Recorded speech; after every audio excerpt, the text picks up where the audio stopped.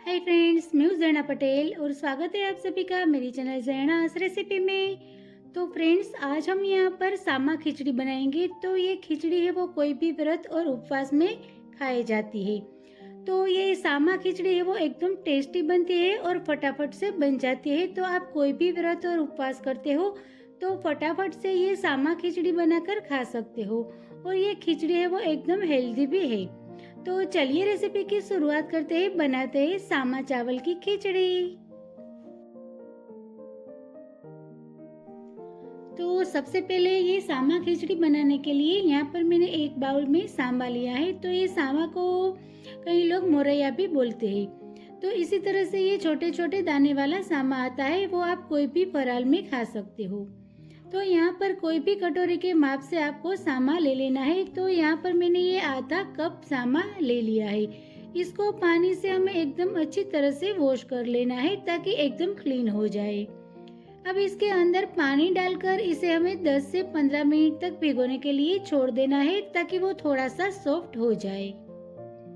तो यहाँ पर हम ये सामा को भिगोने के लिए रख देते हैं, तो वो साइड में रख देते हैं। अब यहाँ पर मैंने एक बड़ी साइज का आलू लिया है। तो आलू को हम छील लेंगे, तो उसका छिलका है वो निकाल देंगे। तो आलू की क्वांटिटी आप अपने टेस्ट के हिसाब से इसके अंदर कम या ज्यादा डाल सकते हो।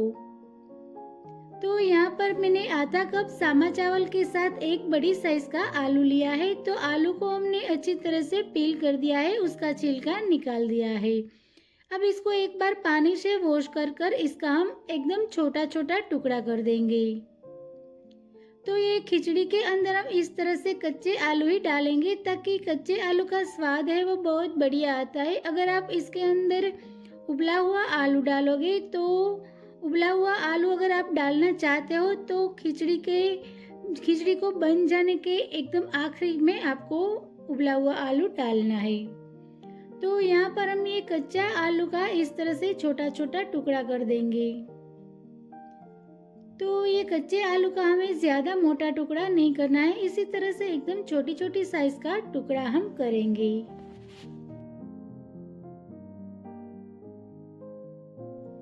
तो ये आलू की जगह आप लौकी का भी इस्तेमाल कर सकते हो। तो लौकी डालने से भी ये खिचड़ी का टेस्ट है वो बहुत बढ़िया आता है। तो अगर कोई आलू नहीं खाता है तो आप इसकी जगह लौकी का इस तरह से छोटा छोटा टुकड़ा कर कर डाल सकते हो। और इसके साथ आप अपने मनपसंद का कोई भी वेजिटेबल्स यानी कि जो हम फराल में खाते हैं वो आप डाल सकते हो। अब यहाँ पर मैंने छोटा सा हरा कैप्सिकम लिया है। तो कैप्सिकम को भी हम छोटा छोटा टुकड़ा कर देंगे।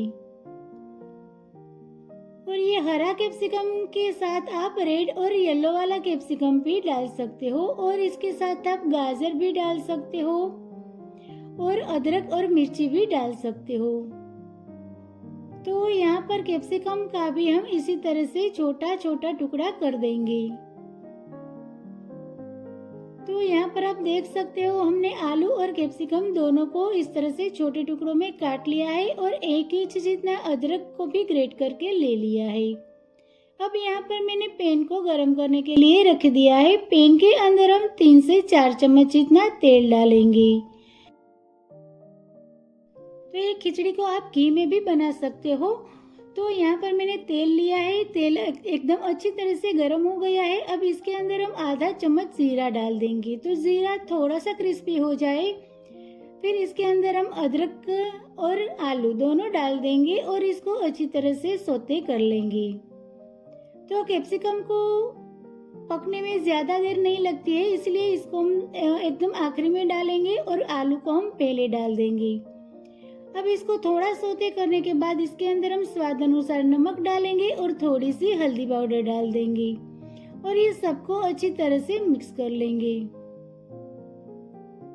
तो नमक और हल्दी पाउडर डालने के बाद आलू को हम 1 से 2 मिनट तक सौते करेंगे। तो यहाँ पर आप देख सकते हो ये सारी चीजें हैं वो एकदम अच्छे से मिक्स हो गई है।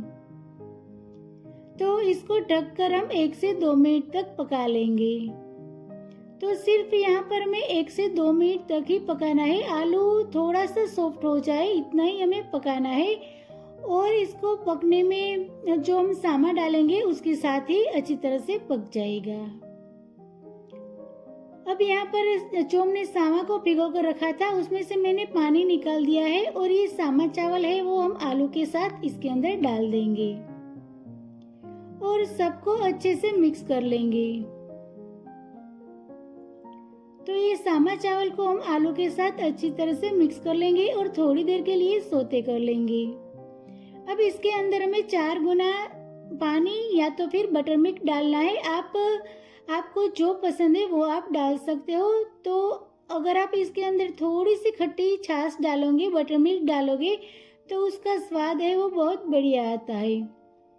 तो जितना हमें सामा लिया था उसका हमें 4 गुना पानी या तो फिर बटर मिल्क इसके अंदर डालना है। तो मैंने 4 गुना बटर मिल्क डाल दिया है और इसको अच्छी तरह से मिक्स कर लिया है। अब इसे हमें पकानी है। तो गैस की फ्लेम हम अभी फास्ट रखेंगे और जैसे ही इसके ऊपर बबल्स आने लग जाए फिर इसको हम एक बार हिला लेंगे और इसको ढककर इसे हम पकने के लिए छोड़ देंगे। तो अभी हम गैस की फ्लेम एकदम स्लो कर देंगे और स्लो गैस की फ्लेम पर ही हम ये खिचड़ी को अच्छे से पकने देंगे। तो 3 से 4 मिनट में आप देख सकते हो खिचड़ी थोड़ी सी पक गई है। तो ढक्कन खोलकर हम इसको चेक करेंगे। तो बीच बीच में हम 1-2 बार इसी तरह से हिला लेंगे। तो आप यहाँ पर देख सकते हो सामा चावल है वो पकना शुरू हो गया है।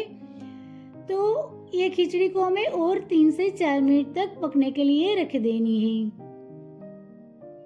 तो ये खिचड़ी है वो कुकर में आप बनाओगे तो फटाफट से बन जाती है, लेकिन इसी तरह से बिना कुकर में भी ये खिचड़ी है वो पकने में ज़्यादा देर नहीं लगती है। अब खिचड़ी आधी पक जाए फिर इसके अंदर हम कैप्सिकम के टुकड़े डाल देंगे ताकि कैप्सिकम के टुकड़े भी थोड़े से सॉफ्ट हो जाए और फिर से हम इसको ढककर 3 से 4 मिनट तक छोड़ देंगे।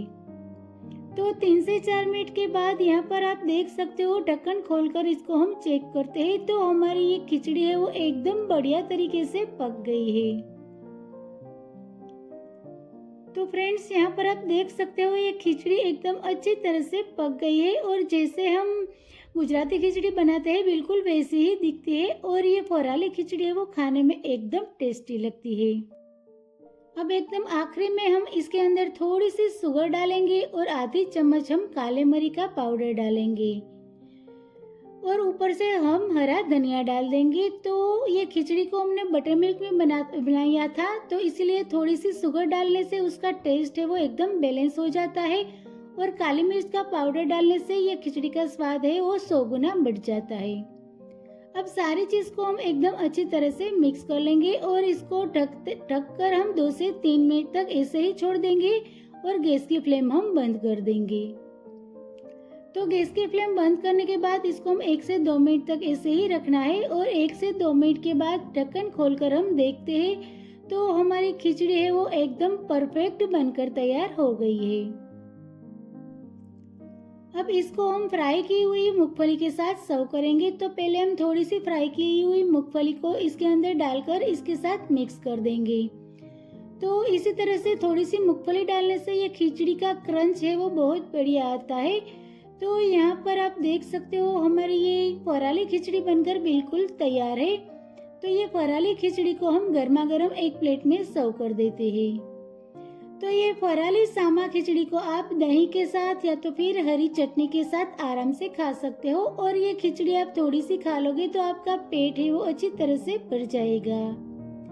तो फ्रेंड्स यहाँ पर हमारी ये फराली मोरैया की खिचड़ी बनकर बिल्कुल तैयार है। तो आप एक बार इस तरह से ये रेसिपी अपने घर पर ज़रूर से ट्राई करना।